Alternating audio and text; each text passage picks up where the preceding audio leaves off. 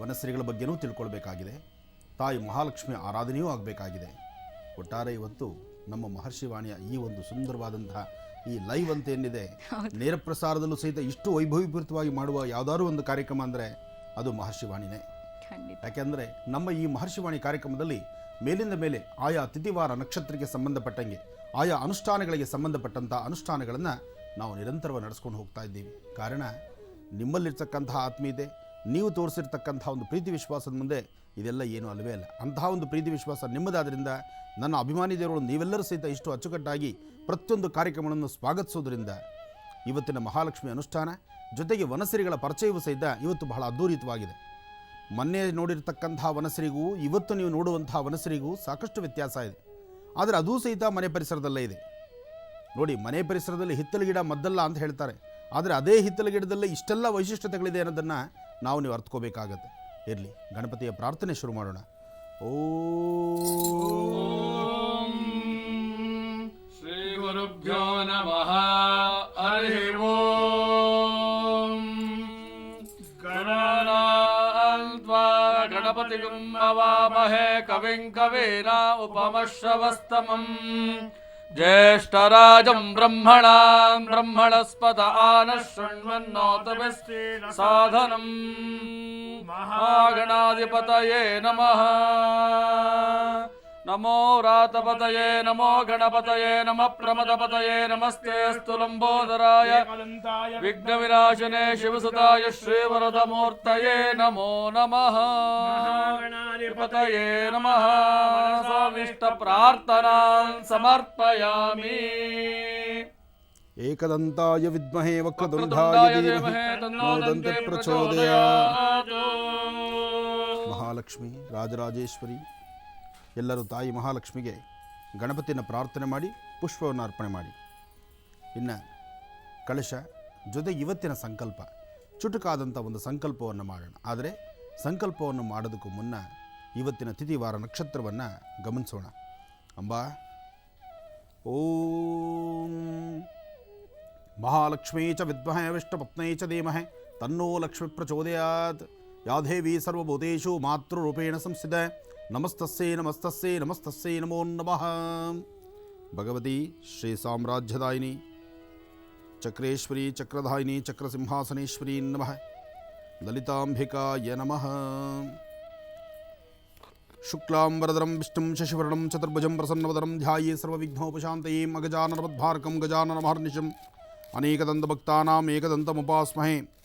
ರಾಮಾಯ ರಾಮಭದ್ರಾಯ ರಾಮಚಂದ್ರಾಯ ವೇದಸೇ ರಘುನಾಥಾಯ ನಾಥಾಯ ಸೀತಾಯ ಪತೇ ನಮಃ. ಸಂಕಲ್ಪ ಪ್ರಧಾನವಾಗಿರ್ತಕ್ಕಂಥದ್ದು. ಯಾವುದೇ ನಾವು ಅನುಷ್ಠಾನಗಳನ್ನು ಮಾಡಬೇಕಾದರೂ ಯಾತಕ್ಕಾಗಿ ಮಾಡ್ತಿದ್ದೇವೆ, ಯಾವತ್ತು ನಾವು ಮಾಡ್ತಾಯಿದ್ದೀವಿ, ಯಾವ ಮುಹೂರ್ತದಲ್ಲಿ ಸಾಧನೆ ಮಾಡ್ತಿದ್ದೀವಿ, ತಾಯಿ ಮಹಾಲಕ್ಷ್ಮಿಯ ಆರಾಧನೆ ಹೇಗೆ ಮಾಡಬೇಕಾಗತ್ತೆ, ಅಥವಾ ನಾವು ಇದು ಮಾಡೋದ್ರಿಂದ ನಮಗಾಗ್ತಕ್ಕಂತಹ ಲಾಭ ನಷ್ಟಗಳೇನು, ಇವೆಲ್ಲವನ್ನು ಸಹಿತ ನಾವು ಅರ್ಥಕೊಳ್ಬೇಕಾಗತ್ತೆ. ಹಾಗೆ ನಕ್ಷತ್ರದಲ್ಲಿ ಬಲವಿದ್ದರೆ, ತಿಥಿಯಲ್ಲಿ ಬಲವಿದ್ದರೆ, ವಾರದಲ್ಲಿ ಶುದ್ಧಿ ಇದ್ದರೆ, ಮುಂದಿನ ದಿನಗಳಲ್ಲಿ ನಮ್ಮ ಮನೆತನವನ್ನು, ನಮ್ಮ ಹಿಂದೂ ಸನಾತನ ಧರ್ಮವನ್ನು, ನಮ್ಮ ಆಧ್ಯಾತ್ಮಿಕ ಧಾರ್ಮಿಕತೆಯನ್ನು ಅಥವಾ ನಮ್ಮೊಳಗಿರಬೇಕಾದಂಥ ಒಂದಿಷ್ಟು ವಿಶೇಷತೆಗಳನ್ನು ಉಳಿಸ್ಕೋಬೇಕಾದ್ರೆ ಬಹಳ ಕಷ್ಟ ಆಗುತ್ತೆ. ಆ ಕಷ್ಟಕ್ಕೆ ನಾವು ನೀವೆಲ್ಲರೂ ಸಹಿತ ಸಜ್ಜಾಗಬೇಕು. ನಾವು ನೀವೆಲ್ಲರೂ ಸಜ್ಜಾದರೆ ಈ ಧರ್ಮ ಉಳಿಯುತ್ತೆ.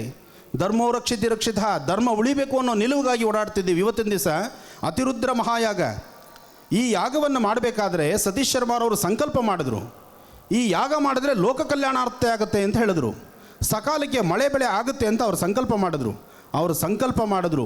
ಸಾಂಬ ಸದಾಶಿವ ಅವರು ಗೋಚರಿಸಿರ್ತಕ್ಕಂಥ ಆ ಒಂದು ವಿಚಾರವನ್ನು ಎಲ್ಲರ ಮುಂದಿಟ್ಟರು. ಈ ಕಾರ್ಯಕ್ರಮ ಮಾಡಬೇಕು ಅಂತ ಹೇಳಿದ್ರು. ಅದಾದ ನಂತರ ಕಾರ್ಯಕ್ರಮಕ್ಕೆ ಸಾಕಷ್ಟು ಜನ ಮುಂದಾದರು. ಯತಿವರಣ್ಯರು ಹೇಳಿದ್ರು, ಶೃಂಗೇರಿ ಜಗದ್ಗುರುಗಳು ಆಶೀರ್ವಾದ ಮಾಡಿದ್ರು, ಈ ಕಾರ್ಯಕ್ರಮ ಹೂವಿನ ಸರ ಇದ್ದಷ್ಟು ಈಸಿಯಾಗಿ ಕೆಲಸ ಆಗುತ್ತೆ, ನೀವು ಮುಂದುವರಿಸಿ ಅಂದರು. ಅವ್ರು ಆಡಿದ್ದು ಬರೀ ಮಾತು ಮಾತ್ರ. ಅವರು ಆಡಿದಂಥ ಮಾತು, ಈ ಸ್ವರತರಂಗದಲ್ಲಿ ಬಂದಂತಹ ಶಕ್ತಿ ಇವತ್ತಿಷ್ಟು ಜನನ ಒಟ್ಟುಗೂಡಿಸ್ತು.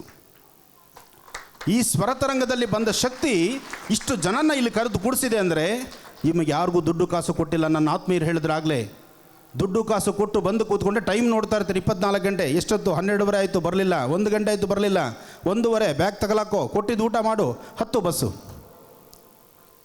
ಆದರೆ ಧರ್ಮದ ಈ ಒಂದು ರಥಯಾತ್ರೆಯಲ್ಲಿ 9:30ಗೆ ನಾವು ಬರ್ತೀವಿ ಅಂದರು.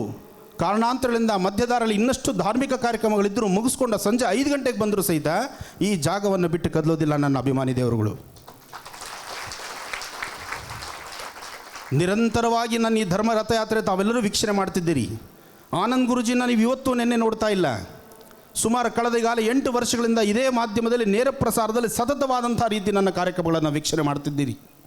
ಏನೇ ಆದರೂ ನಿರಂತರವಾದಂತಹ ಸೇವೆ, ಈ ಧಾರ್ಮಿಕ ರಥಯಾತ್ರೆ, ಈ ಧರ್ಮದ ಒಂದು ಮಹತ್ತರವಾಗಿರ್ತಕ್ಕಂಥ ಒಂದು ವಿಶೇಷವಾಗಿರ್ತಕ್ಕಂಥ ಸಾನ್ನಿಧ್ಯದಲ್ಲಿ ಮೂಢರಾಗಲಿ ಅಥವಾ ಅವಿದ್ಯಾವಂತರಾಗಲಿ ಏನೂ ಅರಿಯದಿರ್ತಕ್ಕಂಥವ್ರಾಗಲಿ ಅವರೆಲ್ಲ ಬರಲಿಕ್ಕಾಗತ್ತಾ?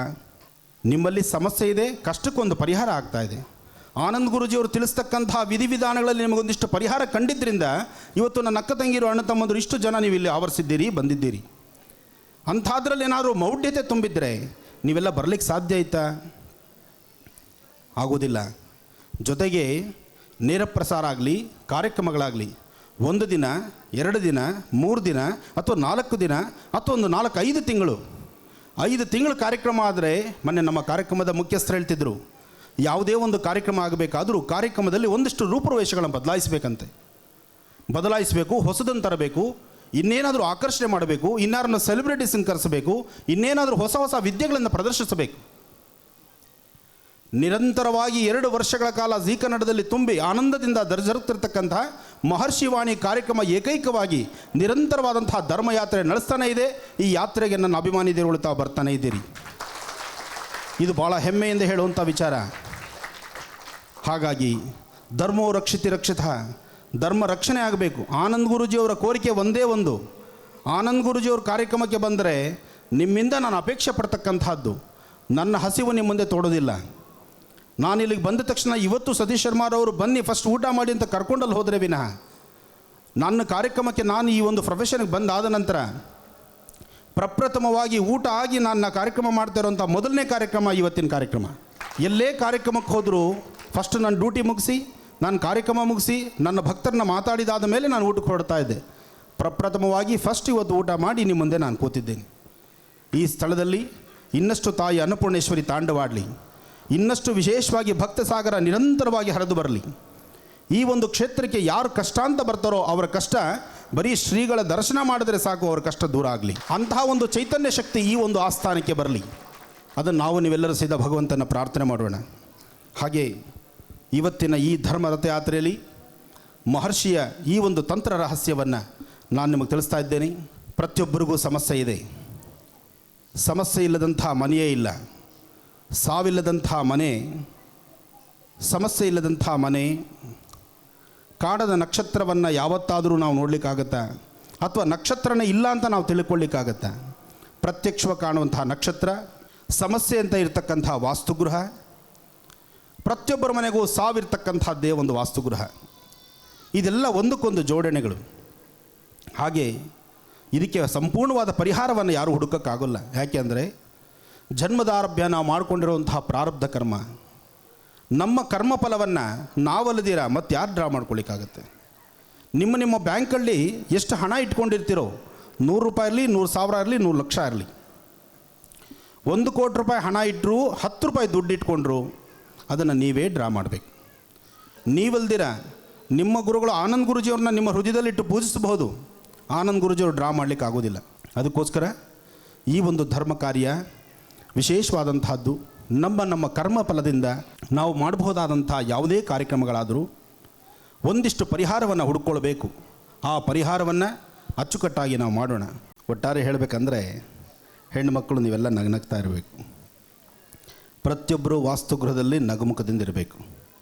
ನೀವು ಹಸನ್ಮುಖಿಯಾಗಿ ನಗನಗ್ತಾ ಬಂದಂಥ ಕಷ್ಟಗಳನ್ನು ಮಂಜಿನಗಡ್ಡೆ ಥರ ಕರಗಿಸೋ ಶಕ್ತಿ ಹೆಣ್ಮಕ್ಳಿಗೆ ಬರಬೇಕು. ಅದೇ ವಿಶೇಷ. ಎಲ್ಲ ಕಾಲಗಳಲ್ಲೂ ಸಿಗ್ತಕ್ಕಂಥ ಮಾವಿನೆಲೆ,